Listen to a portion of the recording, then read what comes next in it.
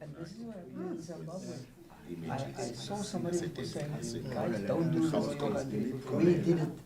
And we thought that we were helping us, killing one another. But we were instigated by politicians. And we followed them. And There we today, did, we got nothing. looking at themselves, Looking at themselves, like shooting yourself in the foot. yes, they're looking. They say they're living in backyard. They got nothing. They were promised houses, everything. Only 2 or 3 guys got everything, and they get to where you are. So they're warning South Africa.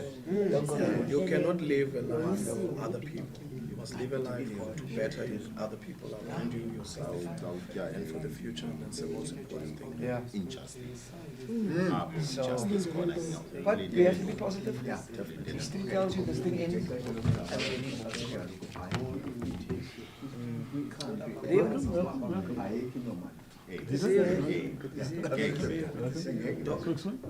Thanks to see you.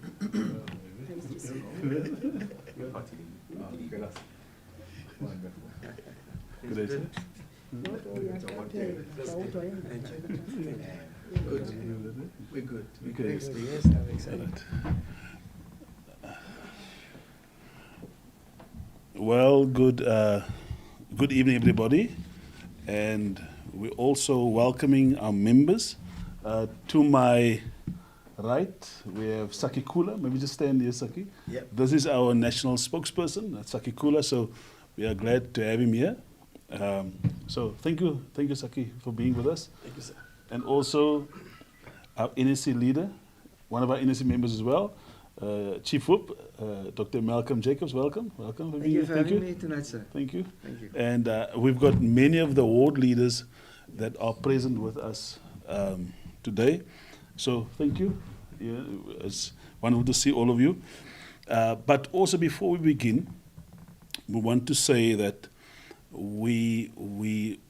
ARA's prayers and thoughts are with those victims that have suffered great loss in KwaZulu-Natal. And from our point, we will do as much as possible in our power to help with the rebuilding in Durban ourselves from an ARA point, and to all those that are not even ARA members. And so that is I think that is, we will do that from the other point. So today we're going to discuss how to protect against the civil unrest, as well as dealing with a number of issues when it comes to the current state of South Africa, and also maybe to unveil who is behind this unrest. And we've been speaking about this for some time. I think as other members, we were speaking about the unrest that will unfold since last year already. I think we've spoken about that. We've spoken about that. So we, to everyone, and people didn't want to believe us. And so I'm going to be sharing more things tonight that is, in actual fact, we believe that will also take place. Now, we have spoken about this civil unrest, and it's a terrible state. It's a terrible condition that we find in. I've seen so many videos. We've spoken to many people in Durban as well, people of ARA, people that are not from ARA, the ARA party, and they were in dismay. People were in tears as the looting. It's such a tragedy. It's tragic that what has happened in KwaZulu-Natal. I mean, really, our prayers are with those. We are seeking many ways how we can help. And I think even in Mitchell's Plain, I think there's a depot now. If I'm correct, I don't know if you know, but there's a depot with foods that people are flying out to Durban. So we'll also get involved in that sort of picture. But we will see how things develop. And who is all involved, and we'll get involved as the means is in this case propagated. So just onto our speech according to what have we been spoken or advertised about. The Africa Restoration Alliance, or ARA, has seen tremendous growth. Now we are saying this but not forgetting those who have suffered during this time. Also those in Johannesburg. So, but ARA during this lockdown, we've seen tremendous growth. as more people have grown tired of the incompetence and the irrelevance of the ruling party in South Africa. Now, just today, leaders, yesterday, and in actual fact, I found out by the office that we had more than 2,000 new members that was going onto our program. So that is the extent. That's just in one day. So there's a statement made by Professor B.B. Sekoni is from the University of South Africa. He recently commented on an opinion piece in IOL that is the dissatisfied citizen who shares a common theme: failure of the ruling political elite, the political institutions, to meet the expectations of the dignity, consistency, equality, and betterment of our people. Again, we reiterate that Parliament has been in recess since March 2020. So when we say recess, we mean they've absolutely done nothing that we can see of a profitable behavior since March 2020 last year. Yet our 400 parliamentarians are still receiving salaries. This is despite them not having any success in combating corruption or addressing the issues faced by our communities. President Cyril Ramaphosa, with his converted Concord government. Now, when we say converted, we mean there are judges that are good, but certainly we've seen that these judges that most of them had a one-side approach, and has led a 79-year-old man to prison, showing the divide. ANC who's in charge, showing the divide of the ANC that is in charge. He has not once visited his predecessor, Jacob Zuma, at his Nkandla home. Instead, he traveled to Zambia and went on secretive trips. Now, during the time of the arrest of Zuma, Cyril took himself out of the country and went to Zambia for a funeral. And then, of course, we've discovered that he's been also in Swaziland at the same time for 2 days, and we'll talk about that in a minute because we call it secretive tours. The real culprit and shadow president, Nkosi Dlamini Zuma, who has forsaken Jacob Zuma due to his appetite and zest for power, has manipulated the public through Cyril Ramaphosa.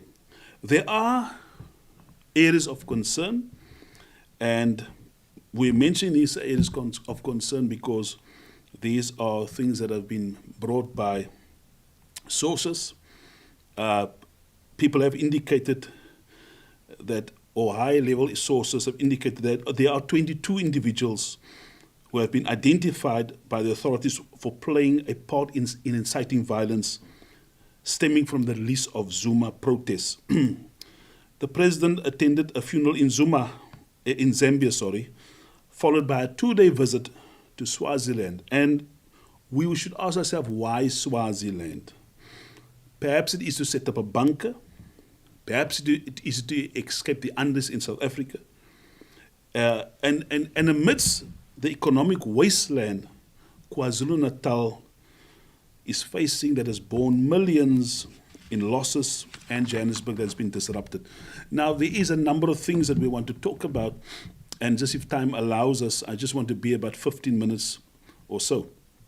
The present unrest is controlled by communities, laymen, women, security firms, who are the rightful heir to the tax collected by the mafia government. Now, when I say that, I'm saying that in reference to the last speech, the taxes, if you want to rise up, we should have a serious look at our taxes and a serious look at not paying taxes, with a significant reason why not to this present government. And we say mafia because they collect the taxes. We've got a mafia type SARS collecting taxes for corrupt government. Now, in saying that, this whole unrest seems like a Zuma MK versus Cyril's army. Let me say it again, a Zuma's MK versus Cyril's army. And both can be violent. And it is known that Cyril does not consult, bargain, or mediate with any of the ranks of the ANC. and he abuses his power as president and uses the law and the army as his weapons. Now, we will explain why we say the law and his army as weapons. The current state of affairs is a typical Bolshevik revolution. And when we say Bolshevik revolution, which really means there are phases in how this Bolshevik revolution took place, and its rise with Vladimir Lenin that rose to power and to president after that revolution. And it's typical of creating food shortage, which is the first phase of the attack, and then on to the next phase. And we would like to show the 6 phases that ARA believes that is part of this move or this unrest. And we've spoken about the unrest. We've spoken about the unrest last year already, and we happened to speak about it on I think it was on Sunday. No, not Sunday. I think it was in the week, one of the broadcasts. There was a complete mayhem that broke loose, I think, an hour after that program. So ARA believes that this Bolshevik revolution, like unrest in South Africa, is spurred on by the president who intends to create continuous food shortages followed by a civil war, paving the way for a sweeping takeover of government to prevent elections, in so doing implementing a fully wide communist state. And let me explain this. Let's unpack when we talk about the stages of a revolution that we can expect. Number 1, the increase in tax to hamper economic development, which has taken place already. So we increase the taxes, we make it quite difficult for business to grow. Number 2, create an environment conducive to declare a state of disaster by creating a pandemic, corrupt politicians that can piggy bank on the current unrest, and that's what has taken place already. Now, you think of the COVID laws, and then suddenly we realize that the COVID laws is now abolished since 2 days ago. So that's stage 2. Stage 3, control the legal system. Stage 4, create civil unrest, which will lead to civil war, which is really taking place now. And then, of course, declare a state of emergency. Now, as ARA, we say this again, we do not expect this civil unrest to stop, and we expect it actually to continue. And we're not saying that we're condoning this fact. We are saying this because we expect the unrest. We are saying this because we need to be, as South Africans, need to be prepared for what is coming to South Africa. And then, of course, stage 6, the communist socialist state. So in no way does ARA condone any of this barbaric violence, this barbaric behavior from its instigators. There will be upcoming VAT increases that will be damning to our economy and is contrary to the World Bank's recommendation of prolonging tax. Now, this is actually really a shock. And this restorative process in South Africa could have been changed just by a minor change. We have constantly, as government, we have not engaged in building the agricultural sector. And thus we will have food shortages besides the one that will take place now in KwaZulu-Natal. There is a food shortage on the horizon, and this will probably hit South Africa to its fullest degree in the month of August going to September. Now, we're not saying that as a curse, we're not saying that as a bad view. We are seeing this as the patterns of how these political leaders are putting plans together.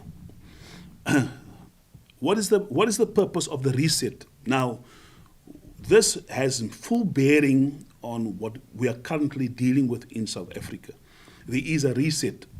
And Cyril Ramaphosa has spoken about this reset in January 2021 at the World Economic Forum. And the theme was, we spoke about the reset, and really the reset is a book that was written, and you said it so nice, Klaus Schwab, that actually wrote this book. Again, a book it's not a new idea, but you've people, politicians, reading our books and then claiming a reset or an African reset or South African reset. Now, the purpose of that reset, this is why the picture of the unrest in KwaZulu-Natal, the global pandemic, the increase of taxes, and then a state of disaster, and finally a state of emergency where the army takes over. Now, in saying that, this is why the reset is so important to the Civil government. The greatest purpose of the South African economy reset will be to create a communist government as set out by subliminal speeches through subtle and subservient outbursts. We would be heading for a global third international. We use the term global third international because, and that term we will explain later, but it's really a compilation of communist leaders with communist ideas like the EFF, which will replace the world capitalist economy with a world system of communism through force and violence. If need be, they'll use those things.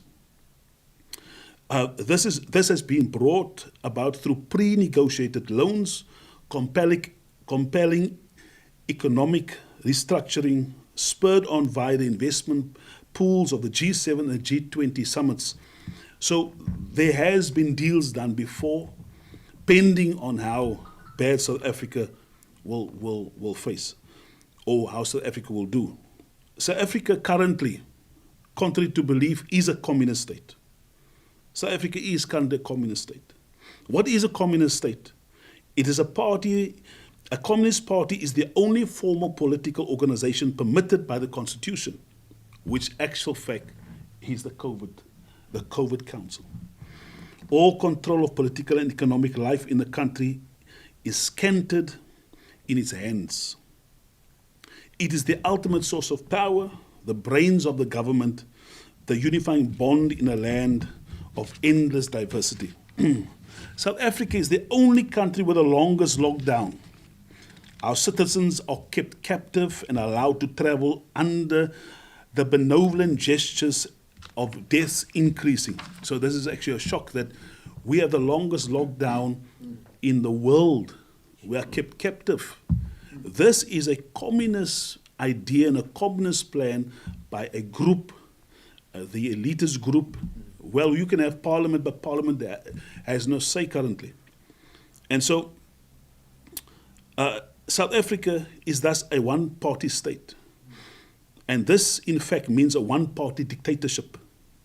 The Communist Party controls all major legislative and administrative organs, and loyal party members occupy many responsible political and economic posts. The party formulates all important policies which are then carried into effect by legislative and administrative machinery of the state. No conflict can therefore arise between government and party, although the two are not formally merged. Now, this is what we call this is what they mean by a reset button, by bringing about a communist state and creating the conditions thereof. ARA says there must be a recall of the reset button. The president uses the coronavirus to create pandemic or panic and loot the SA coffers at the expense of the South African taxpayers. SARS, the South African Revenue Service, has been used as a specialized crooked collection group for the wicked expansion of an agenda-based government. Right? We as South Africans, we need to stand up, we need to rise up. We need to protect ourselves, our future and our nation. This is also done for our children and grandchildren. We need to see that Civil is using this virus to destroy the economy. The media doesn't provide objective reporting. They report based on feelings and cannot be impartial or objective. We've been speaking about these two things to some media, and actual fact, they did not want to broadcast some of these speeches or statements. So we must be determined to replace the reset button with a restorative button. And what does a restorative button look like? we need to replace the reset button with a restorative button. It's an Africa Restoration Alliance, and we need to have a restorative button. What does it look like? How do we press that button? How does a restorative button look like? Firstly, we are encouraged to see restaurants and religious institutions that have remained open, that have shown defiance towards the current malignant government. And also, there is no proof regarding religious gatherings that are super spreaders. We also want to say to press the restorative button, communities need to adopt a strategy of protection, assemble at the nearest street corner or stop street, get to know each other, create a WhatsApp groups, arm yourself for protection. Now, we are shocked to find out that Bekisele, they've actually posed a point where they adopted a policy with a gun-free South Africa. And not surprisingly now, imagine those in Durban had no guns. There would be a run over in the streets. Now that is really that's a big problem. That's a big problem, and that can be brought about in Cape Town, Free State, Limpopo, Mpumalanga, and we are shocked at this. This was part of the plan. This is part of the communist plan. Yeah. Disarm you and take over. Yeah. So what is it? What does this restorative button look like? What should government do? We are saying that they are responsible for all the ANC is responsible for all the damages and looting. All costs that owners have incurred must be filed against the ANC. All right, ARA is willing to run that case, and you can contact the ARA office or contact numbers. But we iterate that all looting, all costs of owners must be directed against the ANC. Yeah. We also want to add the Zulu King is responsible for his citizens as he receives money from government taxpayers that funds his lavish lifestyle. Now, in saying that, we are not against Zulus. We have Zulus in ARA, we have Xhosas, we have Pedis, we have Khoi, we have Namas, we have English, we have Dutch in this party. We are non-racist. We are a non-color party. We also want to say that Cyril Ramaphosa and Julius Malema must be sued in their personal capacity when they hand in this unscrupulous dealings in South Africa. It has been revealed, and this is one of the reasons for fleeing or going to Swaziland. So we want to say that leaders rise up.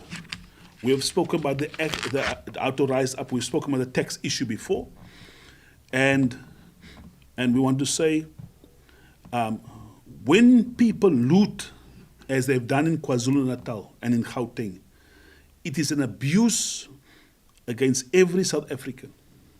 The looting will have adverse repercussions on the economy of South Africa.